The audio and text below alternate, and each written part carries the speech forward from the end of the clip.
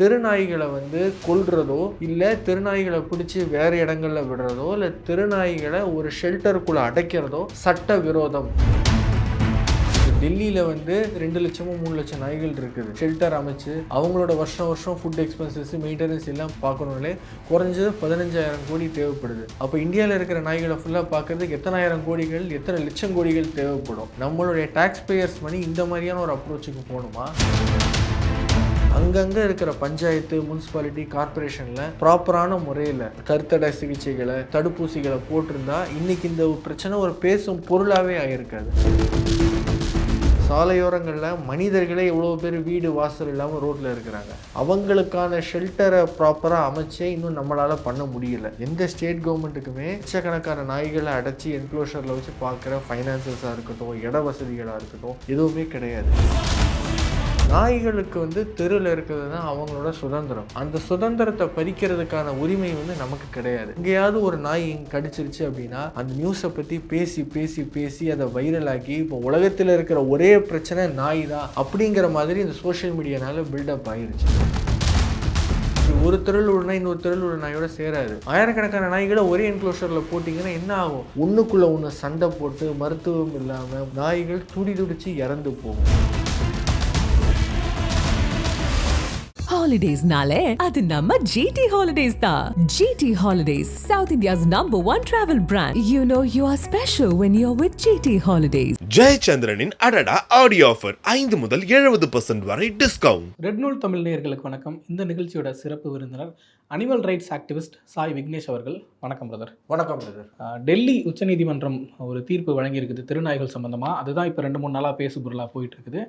8 வாரங்களுக்குள்ள டெல்லியில் இருக்கிற எல்லா திருநாய்களையுமே அப்புறப்படுத்திடணும் அப்படிங்கிற மாதிரி தான் அந்த தீர்ப்பு சொல்லப்பட்டிருக்குது. அது குறித்து டீட்டெயிலாக பேசணும்னு நினைக்கிறேன். அதுக்கு முன்னாடி அந்த தீர்ப்பில் என்னென்ன விஷயங்கள் சொல்லப்பட்டிருக்குன்றதை கொஞ்சம் விரிவாக சொல்ல முடியுமா? கண்டிப்பாக பிரதர். ஆக்சுவலாக அந்த தீர்ப்பு நேற்று தான் வந்திருந்துச்சு. அந்த தீர்ப்பில் முக்கியமாக என்ன சொல்லியிருக்கிறாங்க அப்படின்னா, டெல்லி என்சிஆர் பகுதிகளில் உள்ள நாய்களை எல்லா நாய்களையுமே பிடிச்சு அதுக்கு கருத்தடை ஆப்ரேஷன் பண்ணி வேக்சினேஷன் பண்ணி திரும்ப அதே இடத்துல விடக்கூடாது, ஷெல்டரில் அடைக்கணும் அப்படின்னு அந்த தீர்ப்பில் சொல்லியிருக்கிறாங்க. ஓகே, ஸோ இதுக்கப்புறம் டெல்லியோட தெருக்களில் திருநாய்களே இருக்கக்கூடாது அப்படிங்கிற மாதிரியான டெல்லியில் திருநாய்களே இருக்கக்கூடாது அப்படின்னு தான் சொல்லப்பட்டிருக்கு. ஓகே ஓகே இந்த தீர்ப்பை நீங்கள் எப்படி பார்க்குறீங்க ஒரு அனிமல் ஆக்டிவிஸ்டா? அஸ் அன் அனிமல் ஆக்டிவிஸ்டா, அதே விலங்குகள் ஆர்வலருங்கிறதையும் தாண்டி ஒரு மனிதனாக நான் இதை எப்படி பார்க்குறேன் அப்படின்னா, நாய்களுக்கு தெருவில் இருக்கிறது தான் அவங்களோட சுதந்திரம். அந்த சுதந்திரத்தை பறிக்கிறதுக்கான உரிமை நமக்கு கிடையாது. இது நான் என்னோட ஒரு எமோஷனாக மட்டும் சொல்லலை. இதுக்கு பின்னாடி சயின்டிஃபிக்கான ரீசன்ஸாக இருக்கட்டும், நிறைய சட்டங்களும் இருக்குது. இப்போ prevention of cruelty to animals ஆக்டோட அனிமல் பர்த் கண்ட்ரோல் ரூல்ஸ் 2023 கிளியராக என்ன சொல்கிறாங்கன்னா, தெருவில் இருக்கிற நாய்களை பிடிச்சு கருத்தடை ஆப்ரேஷன் பண்ணி தடுப்பூசி போட்டு திரும்ப அதே இடத்துல தான் விடணும், வேற இடத்துக்கு ரீலொகேஷன் பண்ணுறது சட்டப்படி குற்றம்னு சொல்கிறாங்க. எதனால அப்படின்னா, இப்போ நீங்களே பார்த்துருப்பீங்க, ஒரு தெருவில் இருக்கிற நாய் அந்த தெருவில் தான் டெரிட்டரி இருக்கும், பேக் அனிமலாக தான் இருக்கும். அப்படி இருக்கிற ஒரு நாயை பிடிச்சி நீங்கள் வேற ஒரு இடத்துல போய் விட்டீங்க அப்படின்னா அந்த இடத்துல அந்த நாயால் சர்வைவ் பண்ண முடியாது. மற்ற நாய்கள் கடித்து அந்த இதில் இந்த நாய் இறந்துடும். இதனால தான் சட்டத்தில் கிளியராக ஃப்ரேம் பண்ணியிருக்கிறாங்க. அதே மாதிரி மாண்புமிகு உச்சநீதிமன்றமும் மாண்புமிகு உயர்நீதிமன்றங்களும் கிளியராக நிறைய ஜட்ஜ்மெண்ட்ஸில் லேண்ட்மார்க் ஜட்ஜ்மெண்ட்ஸில் சொல்லியிருக்கிறாங்க. தெருநாய்களை கொல்றதோ இல்லை தெருநாய்களை பிடிச்சி வேறு இடங்களில் விடுறதோ இல்லை தெருநாய்களை ஒரு ஷெல்டருக்குள்ளே அடைக்கிறதோ சட்ட விரோதம். அப்படி பண்ணக்கூடாது, சயின்டிஃபிக்கான அப்ரோச் தான் எடுக்கணும் அப்படின்னு சொல்லியிருக்கிறாங்க. இப்போ ஒரு நாய்களுக்கு கருத்தடை ஆப்ரேஷன் பண்ணி அதுக்கு தடுப்பூசி போடுறது தான் சயின்டிஃபிக். அதுக்காக தான் ரூல்ஸ் ஃப்ரேம் பண்ணியிருக்காங்க. இந்த ரூல் எப்படி ஃப்ரேம் பண்ணாங்க அப்படின்னா, வேர்ல்டு ஹெல்த் ஆர்கனைசேஷனோட ரெக்கமெண்டேஷன்ஸ், அதே மாதிரி world organisation for animal health OIE அப்படின்னு இருக்கு. இந்த 2 ஆர்கனைசேஷன்ஸோட ரெக்கமெண்டேஷனில் தான் இந்த ரூல் ஃபார்ம் பண்ணியிருக்கிறாங்க. நம்ம சாலையோரங்களில் இருக்கிற நாய்களுக்கு ப்ராப்பராக வேக்சினேஷன் பண்ணி அதுக்கு கருத்தடை ஆப்ரேஷன் பண்ணாலே அந்த நாய்களுக்கு அக்ரெசிவ்னஸும் இருக்காது, ரேபிஸுங்கிற நோய் தொற்றுறதுக்கான வாய்ப்பும் இருக்காது. அது இல்லாமல் எல்லா சாலையோரங்களில் இருக்கிற நாய்களையும் கொண்டு போய் ஒரு ஷெல்டருக்குள்ளே அடைக்கணும் அப்படிங்கிறது ப்ராக்டிக்கலான சொல்யூஷன் கிடையாது. ஏன்னா இந்தியாவில் கோடிக்கணக்கான நாய்கள் இருக்குது. ஒரு சென்சஸ் படி குறைஞ்சது 6 கோடி நாய்கள் இருக்குது அப்படின்னு சொல்கிறாங்க. 6 கோடி நாய்களை பிடிச்சிட்டு போய் ஷெல்டரில் அடைச்சி அவங்களுக்கு சாப்பாடு போட்டு மருத்துவ உதவிகள் எல்லாம் கொடுத்து பார்த்துக்கிறதுக்கான கெப்பாசிட்டி கிடையாது. சாலையோரங்களில் மனிதர்களே எவ்வளோ பேர் வீடு வாசல் இல்லாமல் ரோட்டில் இருக்கிறாங்க. அவங்களுக்கான ஷெல்டரை ப்ராப்பராக அமைச்சே இன்னும் நம்மளால் பண்ண முடியல. அப்படி இருக்கும்போது நாய்களுக்கு சும்மா ஒரு ஒயிட் வாஷ் மாதிரி, சும்மா ஐ வாஷ் மாதிரி நான் நாயை பிடிச்சிட்டு போய் ஷெல்டரில் வைக்கிறேன்னா அங்கே நிலைமை கொடூரமாக இருக்கும். இந்த மாதிரி சில இடங்களில் ஷெல்டர் அமைச்சிருந்துருக்காங்க. அந்த இடங்களில் கொடூரமாக இருந்திருக்கு. நாய்களுக்கு ப்ராப்பரான உணவு இருக்காது, தண்ணீர் இருக்காது, ஒன்றுக்குள்ளே ஒன்று சண்டை போட்டு மருத்துவம் இல்லாமல், மருத்துவ சிகிச்சைகள் இல்லாமல் ஒரு குறைஞ்ச நாட்களுக்குள்ள ஒரு சில வாரங்களையோ சில மாதங்களையோ கூட நாய்கள் துடிதுடிச்சு இறந்து போகும். அதுதான் ப்ராக்டிக்கல். ஏன்னா கெப்பாசிட்டி கிடையாது. எந்த ஸ்டேட் கவர்மெண்ட்டுக்குமே லட்சக்கணக்கான நாய்களை அடைச்சி என்க்ளோஷரில் வச்சு பார்க்குற ஃபைனான்சஸாக இருக்கட்டும், இட வசதிகளாக இருக்கட்டும், எதுவுமே கிடையாது. அப்படி இருக்கும்போது நாய்களை பிடிக்கிறதுன்னு ஆரம்பித்தா அது எங்கே போய் முடியும் அப்படின்னா, நாய்களை சட்டவிரோதமாக கொல்ல தான் செய்வாங்க. அதே மாதிரி நாய்களுக்கு தெருவில் இருக்கிறதுக்கான சுதந்திரம் இருக்குது. நாய்கள் வானத்திலேருந்து குதித்து வரல. ஆயிரக்கணக்கான காலங்களுக்கு முன்னாடி ஓநாய்களை நம்மளுடைய பயன்பாட்டுக்காக, நம்மளுடைய சேர்ந்து வேட்டையாடுறதுக்கும், அதே மாதிரி நம்மளுடைய வீடுகளை நிலங்களை பாதுகாக்கிறதுக்கும் டொமஸ்டிகேட் பண்ணோம். டொமஸ்டிகேட் பண்ணி இப்போ இந்த நவீன காலத்தில் வேறு நிறைய வசதிகள்லாம் வந்ததுக்கப்புறம் நாய்களை அப்படியே விட்டுட்டோம். இப்போ நாய்கள் ரோட்டில் சாப்பாட்டுக்கும் தண்ணிக்கும் வண்டியில் அடிபட்டு துடிதுடிச்சு சஃபர் ஆகிட்டு இருக்காங்கன்னா அதுக்கு முழுக்க முழுக்க மனிதர்களோட சுயநலம் தான் காரணம்.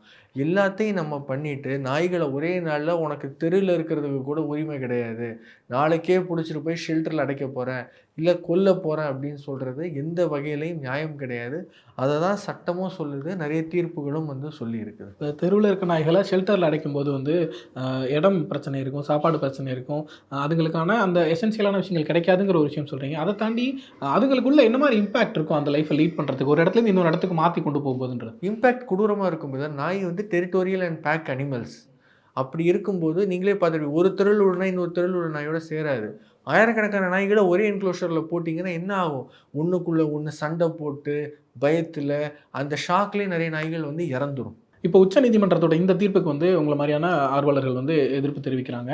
ஆனால் ஒரு பக்கம் பார்த்தோம்னா இந்த தீர்ப்புக்கான ஆதரவும் வந்துகிட்டு இருக்குது. பொதுமக்களில் நிறைய பேர் திருநாய்களால் நிறைய பிரச்சனைகள் இருக்குது, இந்த தீர்ப்பு சரியானது தான், இதெல்லாம் அப்புறப்படுத்துறது தான் நல்லது அப்படிங்கிற மாதிரி குரல்களையும் பார்க்க முடியுது. அதை எப்படி புரிஞ்சுக்கிறது? இப்போ நிறைய சென்சஸில் பார்த்தீங்கன்னா பிரதர் இந்த மாதிரி திருநாய்களை பிடிச்சிட்டு போய் ஷெல்டரில் அடைக்கக்கூடாது, கொல்லக்கூடாதுன்னு சொல்கிறவங்க தான் நிறைய சொல்கிறாங்க.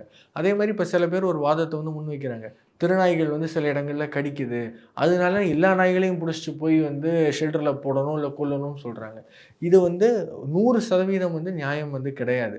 இப்போ பார்த்தோன்னா குழந்தைகளை நிறைய பேர் ரேப் பண்ணுறாங்க, பெண்களை பாலியலாக துன்புறுத்துறாங்க, ரேப் பண்ணுறாங்க.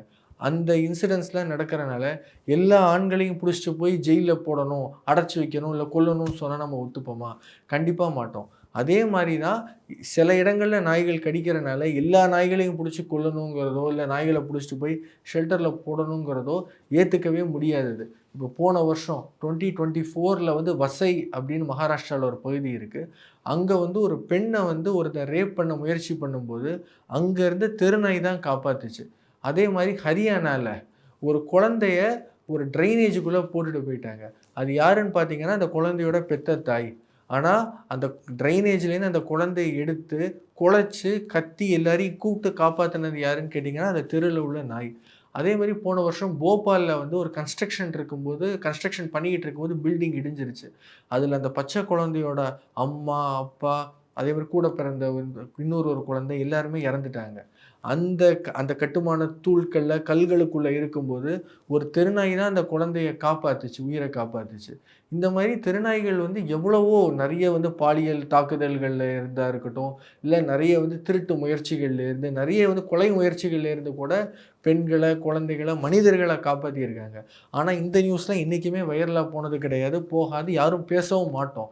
ஆனால் எங்கேயாவது ஒரு நாய் கடிச்சிருச்சு அப்படின்னா அந்த நியூஸை பற்றி பேசி பேசி பேசி அதை வைரலாக்கி இப்போ உலகத்தில் இருக்கிற ஒரே பிரச்சனை நாய் தான் அப்படிங்கிற மாதிரி இந்த சோஷியல் மீடியானால பில்டப் ஆகிருச்சு. ஓகே, இந்த சோஷியல் மீடியாவில் தான் பில்டப் ஆகுதுன்னு சொல்கிறீங்களா? அதில் அந்த சோஷியல் மீடியா என்ன பேசுகிறாங்கன்னா, நாய் கடி வருஷத்துக்கு எத்தனை பேர் நாய் கடிக்குது திருநாய்கள், அதனால ரேபிஸ் எத்தனை பேருக்கு வந்திருக்கு அப்படிங்கிற ஒரு டேட்டாவை சொல்லி இது ரொம்ப டேஞ்சரஸ் ஆனது அப்படிங்கிறதா சொல்கிறாங்க. அதை எப்படி பார்க்குறது? இப்போ கவர்மெண்ட்டோட அஃபிஷியல் டேட்டா பார்த்தீங்கன்னா பிரதர் இந்தியாவில் வந்து 54 பேருக்கு ரேபிஸ் வந்திருக்கு அப்படின்னு சொல்லியிருக்காங்க. 2022 சென்சஸ் படி சொல்லியிருக்கிறாங்க. 2024லையும் அதே மாதிரி தான் சைமல்டேனியஸாக சொல்லியிருக்கிறாங்க. இதே மாதிரி சென்சஸ் பார்த்தோன்னா இந்தியா ஃபுல்லாக நம்ம வந்து கிரைம்ஸ் அகெயின்ஸ்ட் உமன் எவ்வளோ நடந்திருக்குன்னு பார்த்தா 4 லட்சம் போகும். மர்டர் எவ்வளோ வந்திருக்குன்னா அஃபிஷியலாக ஸ்டாட்டிஸ்டிக்ஸில் வந்ததே ஆயிரக்கணக்கான எஃப்ஐஆர்கள் போகும். அது வந்து குழந்தைகளுக்கு எதிராக நடந்த வந்து தாக்குதல்கள், துன்புறுத்தல்கள் எல்லாம் பார்த்தோன்னா அது எவ்வளவோ போகும். இதெல்லாம் நடக்குதுங்கிறதுக்காக எல்லா மனிதர்களையுமே கெட்டவங்கன்னு சொல்லி ஒதுக்கி வைக்கவோ இல்லை அவங்க மேலே நடவடிக்கை எடுக்க முடியாது. அந்த பிரச்சனைக்கான சொல்யூஷன் என்ன அப்படின்னு பார்க்கணும். இப்போ நாய்கள் கடிகள் இருக்குது அப்படின்னா அதுக்கான சொல்யூஷன் என்னென்னா நாய்களுக்கு வந்து ரேபிஸ் தடுப்பூசி போடுறது. அதே மாதிரி நாய்களுக்கு வந்து அதோட இனப்பெருக்கம் கூடாமல் இருக்க கருத்தடை ஆப்ரேஷன் பண்ணுறது. இதெல்லாம் பண்ணாலே நாய்களோட எண்ணிக்கையும் கூடாது. இந்த ப்ராப்ளத்துக்கெல்லாம் ஒரு சொல்யூஷன் இருக்கும். இதுதான் வந்து சயின்டிஃபிக்கான சொல்யூஷன், லீகலான சொல்யூஷன். இதை விட்டுட்டு எல்லா நாய்களையும் பிடிச்சி போய் கொல்றேன் அப்படிங்கிறத என்றைக்குமே ஏற்றுக்க முடியாது. அங்கங்கே இருக்கிற பஞ்சாயத்து, முனிசிபாலிட்டி, கார்ப்பரேஷனில் ப்ராப்பரான முறையில் கருத்தடை சிகிச்சைகளை அதே மாதிரி வந்து தடுப்பூசிகளை போட்டிருந்தா இன்றைக்கி இந்த பிரச்சனை ஒரு பேசும் பொருளாகவே ஆகிருக்காது. இப்போ இந்த நாய் கடிக்கிறது, ரேபிஸ் நோய் வர்றதுங்கிறது ரேர் கேஸ் தான்றது நம்ம புரிஞ்சுக்கிறோம். ஆனால் ஜென்ரலாகவே வந்து தெருவில் நிறைய நாய்கள் இருக்கும்போது வந்து அந்த தெருவில் பைக்கில் போகவே பயமாக இருக்குது, குழந்தைங்களை அனுப்பவே பயமாக இருக்குது, வயசானவங்க போனாங்கன்னா ஏதாவது பண்ணிடுவோம் இருக்குது, குரூப்பாக 4-5 நாய்கள் வந்து மொத்தமாக குலைக்கும்போது பயமாக இருக்குது. இந்த மாதிரி கம்ப்ளைண்ட்ஸ் தொடர்ந்து மக்கள் சொல்கிறத பார்க்குறோம். அதுக்கு நம்ம என்ன சொல்யூஷன் பண்ண முடியும்? ஸோ இந்த மாதிரி கம்ப்ளைண்ட்ஸ்க்கும் பார்த்தோம் நம்ம ஃபஸ்ட்டு வந்து நாய்களுக்கு வந்து கருத்தடை ஆப்ரேஷன் பண்ணிட்டாலே அந்த ஹார்மோனல் இம்பேலன்ஸ்லாம் சரியாயிரும். ஹார்மோன்ஸ் குறையிறதுனால அக்ரெசிவ்னஸ் இருக்காது. நாய் முதல்ல கடிக்கவே வராது. அதே மாதிரி சொல்கிறாங்க பைக்கில் போகும்போது நாய் துரத்துது அப்படின்னு சொல்கிறாங்க. அது சில நேரங்களில் எதனால் இருக்கலாம்னா இப்போ நாய்கள்லாம் ரோட்டில் படுத்துருக்கும் போது நாய்கள் மேலே பைக் ஏறிடும். அப்படி இருக்கும்போது அந்த பைக்கை பார்த்தாலே ஒரு பயம், ஒரு அவர்ஷன் வந்துடும். அதே மாதிரி இப்போ நம்ம பைக் எங்கேயாவது ஒரு இடத்துல வந்து நிப்பாட்டிட்டு போயிருப்போம். அந்த இடத்துல அங்கே வேறு இருந்த நாய் ஏதாவது யூரின் போயிருக்கும் வச்சுருக்கோம். அந்த மாதிரி இருக்கும்போது இது வேறு நாய் தான் வந்துருச்சோ அந்த ஸ்மெல்னால இருக்கும். இந்த மாதிரி நிறைய காரணங்கள் இருக்குது. நம்ம நாய்களை பார்க்கும்போது நம்ம பயந்து நிறைய இடத்துல ஓடும்போதோ இல்லை நம்ம தாக்குதல் பண்ணும்போது தான் அந்த நாயுமே பயத்தில் திரும்ப டிஃபென்ஸுக்காக அட்டாக் பண்ணும்.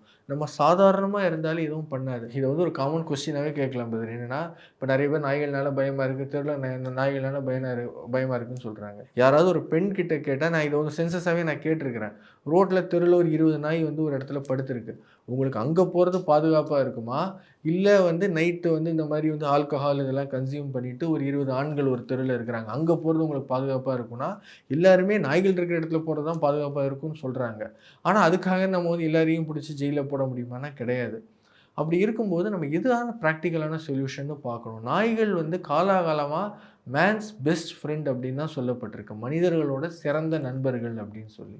அப்படி இருக்கும்போது சில இடங்களில் நடக்கிற கடிகளை வச்சு, நாய்க்கடிகளை வச்சு அதை எப்படி அட்ரஸ் பண்ணுறது, அந்த சொல்யூஷனுக்கு அந்த பிரச்சனைக்கு எப்படி தீர்வு காண்றது அப்படிங்கிறத பார்க்காம எல்லா நாய்களையும் நான் கொல்லுவேன் இல்லை எல்லா நாய்களையும் பிடிச்சு போடுவேன் அப்படிங்கிறது ஒரு வந்து அது பகுத்தறிவான ஒரு பதிலும் கிடையாது, ஒரு வந்து சயின்டிஃபிக்கான பதிலும் கிடையாது, அது மனிதாபிமானம் உள்ள ஒரு பதிலும் கிடையாதுங்கிறத தான் நான் பார்க்குறேன். ஓகே, இந்த திருநாய்கள் பற்றி வைக்கப்படக்கூடிய விமர்சனங்கள், பயங்கள் அது எல்லாமே தொடர்ந்து சொல்லக்கூடிய விஷயம் என்னவா இருக்குன்னு பார்த்தோம்னா, மனிதர்களுக்கே வாழ்கிறதுக்கு பாதுகாப்பு இல்லை, மனிதனா நாயா அப்படிங்கிற அளவுக்கு கம்பேர் பண்ணிலாம் பேசிகிட்டு இருக்காங்க. அவ்வளோ எக்ஸ்ட்ரீமாக அந்த பிரச்சனை இருக்குதா? முதல்ல அந்த பிரச்சனை அவ்வளோ எக்ஸ்ட்ரீமாக கிடையாது பிரதர். மனிதர்களா நாய்களாகனு பார்க்குற அளவுக்கு அந்த பிரச்சனை எக்ஸ்ட்ரீமாகவே கிடையாது. நான் முன்னாடி சொன்ன மாதிரி இதை பற்றி பேசி வைரல் ஆக்கி இப்போ நம்ம சோஷியல் மீடியா, இன்ஸ்டாகிராமோ ஃபேஸ்புக்கோ ஓப்பன் பண்ணுறோம். அங்கே வந்து ஒரு நாய் வந்து பயங்கரமாக துரத்தி கிடைக்கிற மாதிரி ஒரு ரீல் வருது. அந்த ரீலை நம்ம பார்த்துட்டு வெளியே போகிறோம். வெளியே போய் சாதாரணமாக ஒரு 4 நாய் படுத்துருக்கோம். நம்ம கண் பார்வையில் அந்த 4 நாய் தான் ஒரு மான்ஸ்டர் மாதிரி, உலகத்திலே ஒரு பெரிய பிரச்சனை மாதிரி தெரியும். அந்த பயத்தில் நம்ம எடுத்து கல்லை விட்டு அந்த நாயை எறிவோம். அந்த நாய் கல்லை விட்டு எரிஞ்சதுக்கு சில நாய் பயந்து விடும், சில நாய் திரும்ப குலைக்கும், இல்லை சில வந்து அந்த பயத்தினால கூட கடிக்க வரும். இப்படி தான் இந்த கான்ஃப்ளிக்ட், மேன் அனிமல் கான்ஃப்ளிக்ட் வந்து டெவலப் ஆகிட்டு போகிறது. இந்த பூமி வந்து நம்ம மனிதர்களுக்கு மட்டும் சொந்தமானது அப்படின்னு கிடையாது. நம்ம இந்த பூமியை மற்ற உயிர்கள்கிட்டையும் நம்ம ஷேர் பண்ணி தான் வாழறோம்.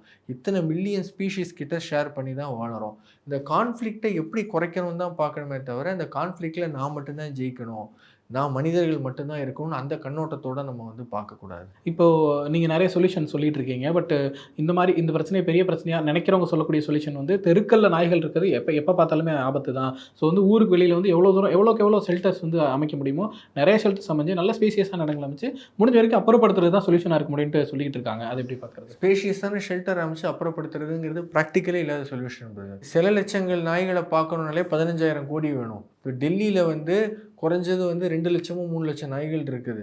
அந்த நாய்களுக்கான வந்து ஷெல்டர் அமைச்சு அவங்களோட வருஷம் ஃபுட் எக்ஸ்பென்சஸ் மெயின்டெனன்ஸ் எல்லாம் பார்க்கணுன்னாலே குறைஞ்சது 15,000 கோடி தேவைப்படுது. அப்போ இந்தியாவில் இருக்கிற நாய்களை ஃபுல்லாக பார்க்குறதுக்கு எத்தனாயிரம் கோடிகள், எத்தனை லட்சம் கோடிகள் தேவைப்படும். நம்மளுடைய டாக்ஸ் பேயர்ஸ் மணி இந்த மாதிரியான ஒரு அப்ரோச்சுக்கு போகணுமா, இல்லை நாய்களுக்கு வந்து தடுப்பூசி போட்டு கருத்தடை ஆப்ரேஷன் பண்ணிட்டா காலம் போக போக அப்படி எண்ணிக்கை வந்து குறைஞ்சிரும். இந்த sudden removal, sudden blanket ban அப்படின்னு போகாமல் இதுதான் வந்து ஒரு சயின்டிஃபிக்கான ஒரு அப்ரோச்சாக இருக்கும் பிரதர். ஓகே, இந்த மாதிரி ஷெல்டருக்கு அனுப்புறது அப்படிங்கிறது வந்து இன்டைரக்டாக அந்த மாதிரி திருநாய்களை கொல்றதுக்கு வழிவகுக்கும்னு சொல்லி ஆரம்பத்தில் சொல்லியிருந்தீங்க. எதனால் அப்படி சொன்னீங்க? எதனால் அப்படின்னா, இப்போ ஷெல்டர் இப்போ அமைக்கிறாங்க அப்படின்னு ஒரு வாதத்துக்கு வச்சுக்கிறோம். நாளையிலேருந்து இந்தியா ஃபுல்லாக இருக்கிற நாய்களை ஃபுல்லாக பிடிச்சிட்டு போய் ஷெல்டரில் போட போகிறாங்கன்னா, அவங்க சில ஷெல்டர்கள் வந்து அமைக்க தான் செய்வாங்க, கெட்டுவாங்க. அந்த கெட்டின ஷெல்டரில் ஒரே ஷெல்டரில் போய் ஒரு 10,000 நாய் அடைச்சி வச்சு அந்த நாயோட நிலைமை என்ன ஆகும்? உணவு தண்ணி கிடைக்காது. ஒரு நாய் சண்டை போட்டே செத்துரும், பசி கொடுமையில் செத்துரும். ரிசோர்ஸ் கிடையாது பிரதர். அவ்வளோ கோடி நாயை ஷெல்டரில் வச்சு பார்க்குற அளவுக்கு அரசாங்கத்துக்கும் யாருக்கும் ரிசோர்ஸ் கிடையாது. அந்தந்த இடங்களில் அங்கங்கே கிடைக்கிற உணவை சாப்பிட்டு அந்த நாய்கள் வாழ்ந்துக்கிட்டு இருக்கு. அதோட சுதந்திரத்தை பறித்து ஷெல்டரில் அடைக்கணும்னு நினைக்கிறதே ஒரு தவறான விஷயம். அப்படி அமைக்கிறதும் ப்ராக்டிக்கலாக பாசிபிள் கிடையாது. அப்போ என்ன பண்ணுவாங்க? பிடிச்ச நாய்களெல்லாம் கொல்ல தான் செய்வாங்க. அந்த சொல்யூஷனுக்கு தான் போகும். இந்த மாதிரி திருநாய்களை கண்ட்ரோல் பண்ணுறதுக்கு நீங்கள் சில விஷயங்கள் சொல்லியிருந்தீங்க. வேக்சினேஷன் போடுறதா இருக்கட்டும், அல்லது வந்து கருத்தடை பண்ணுறது அப்படின்னு சொல்லிட்டு, இதெல்லாம் வந்து ஒரு கவர்மெண்ட் செய்யக்கூடிய வேலைகளாக இருக்குது. அதை போக அமைப்புகளும் செய்யலாம். இதை தாண்டி இண்டிவிஜுவல்ஸ் என்ன மாதிரி விஷயங்கள் பண்ணலாம் இந்த விஷயங்களை குறைக்கிறதுக்கும் கண்ட்ரோல் பண்ணுறது? ஸோ ஆக்சுவலாக பிரதர், இது வந்து கவர்மெண்ட் செய்ய வேண்டிய வேலைகள், அமைப்புகள் செய்ய வேண்டிய வேலைகளை நான் இண்டிவிஜுவல் செஞ்சு தான் பார்த்துருக்கேன். நிறைய பேர் நீங்களே பார்த்துருப்பீங்க, அந்தந்த தெருகளில் வந்து நாய்கள் அடிபட்டிருந்தால் ஹாஸ்பிட்டலுக்கு கூட்டிகிட்டு போகிறது, இல்லை நாய்களுக்கு கருத்தடை ஆப்ரேஷன் பண்ணி விடுறது, இல்லை வேக்சினேஷன் பண்ணி விடுறது நிறைய இண்டிவிஜுவல்ஸ் தான் பண்ணிகிட்டு இருக்கிறாங்க. என்னுடைய ஒரு மெயினான கோரிக்கை என்ன இருக்குன்னா, கவர்மெண்ட் அதை ப்ராப்பராக எடுத்து பார்க்கணும். அந்த animal birth control surgeries, vaccination எல்லாமே சரியான முறையில் பண்ணாலே இன்றைக்கி இந்த பிரச்சனை இவ்வளோ பெரிய ஒரு பேசும் பொருளாகவே மாறி இருக்காது, ஒரு பிரச்சனையாகவே உருவெடுத்திருக்காது. இண்டிவிஜுவல்ஸ் என்ன பண்ணலான்னா, அவங்களோட தெருக்களில் இருக்கிற நாய்களுக்கு உணவு அளிக்கலாம், தண்ணீர் வைக்கலாம். இந்த மாதிரி வச்சாலே நாய்கள் வந்து அவங்கக்கிட்ட வந்து ஃப்ரெண்ட்ஸ் ஆகிரும், அன்பாயிரும். நம்ம வந்து ஒரு பேக்கெட் பிஸ்கட் நம்ம வந்து ஒரு 10 வருஷத்துக்கு, ஒரு 5 வருஷத்துக்கு முன்னாடி போட்டுட்டு கூட 5 வருஷம் கழிச்சு போனால் அந்த நாய் நம்மளை பார்த்து வாலாட்டிட்டு அன்போடு வரும். இந்த மாதிரி சின்ன சின்ன விஷயங்கள் பண்ணுறதே இந்த கான்ஃப்ளிக்ட் எல்லாமே வந்து குறைச்சிரும். நம்ம நாய்களை வில்லன்களாக பார்க்காம நண்பர்களாக நம்ம அந்த கண்ணோட்டத்தில் பார்த்தாலே போதும். அதே மாதிரி இப்போ நாய்களை பார்த்தா சில பேருக்கு பயம் இருக்காது. எங்கே நாய்கள் அடிபட்டிருக்குன்னா அவங்க ஹாஸ்பிட்டலுக்கு எடுத்துகிட்டு போகலாம், இல்லை தடுப்பூசி போடுற இந்த மாதிரி எவ்வளோ முயற்சிகள் வந்து பண்ணலாம். நம்ம ஒவ்வொருத்தரோட இண்டிவிஜுவல் எஃபர்ட்டும் நம்ம அதை கலெக்டிவாக பண்ணும்போது தான் ஒரு மாற்றம் உருவாகுது. இப்போ இந்த டெல்லி உச்சநீதிமன்றத்தில் இப்போ இந்த தீர்ப்பு ஒன்று சொல்லியிருக்காங்கன்றதை பார்க்குறோம்.